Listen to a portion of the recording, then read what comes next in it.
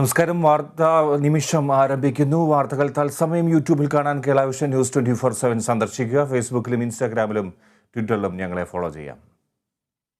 പ്രധാന വാർത്തകൾ. CPM ജാഥയിൽ നിന്ന് വിട്ടുനിന്ന EP ജയരാജൻ ഇടനിലക്കാരന്റെ വീട്ടിൽ. ദല്ലാൽ നന്ദകുമാറിന്റെ കൊച്ചിയിലെ വസതിയിലെത്തിയ ദൃശ്യങ്ങൾ പുറത്ത്. ജയരാജനൊപ്പം KV തോമസും.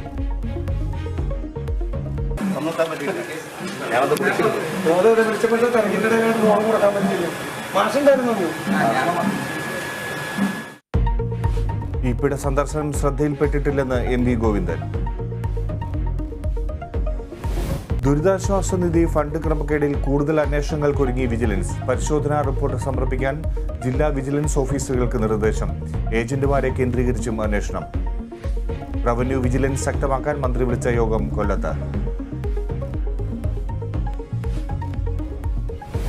കോൺഗ്രസിന്റെ 85ാം പ്ലീനറി സമ്മേളനത്തിന് റായ്പൂരിൽ തുടക്കം. പ്രതിപക്ഷ സഖ്യ രൂപീകരണം ഉൾപ്പെടെ സുപ്രധാന വിഷയങ്ങൾ ചർച്ചയാകും. പ്രവർത്തക സമിതിയിലേക്ക് തെരഞ്ഞെടുപ്പ് നടക്കുമോ എന്നതിൽ ആകാംക്ഷ. പവൻ ഖേരയുടെ അറസ്റ്റിൽ പ്രതിഷേധം ശക്തമാക്കും.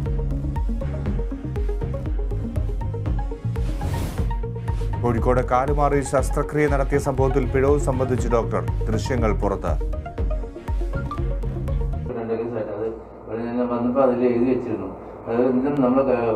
ആക്ച്വലി ഞാൻ ലെഫ്റ്റ് നോട്ടിൻ്റെ പ്രിപ്പയർ ആ സമയത്ത് റൈറ്റിൽ സ്കാൻ ശരിയാ ഞാൻ എനിക്ക് വേറെ ഒന്നും പറഞ്ഞില്ല.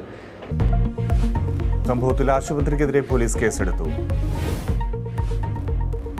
റഷ്യ യുക്രൈൻ യുദ്ധത്തിന് ഇന്ന് ഒരാണ്ട്. റഷ്യക്കെതിരെ ഉപരോധം കടുപ്പിക്കാൻ യൂറോപ്യൻ യൂണിയൻ.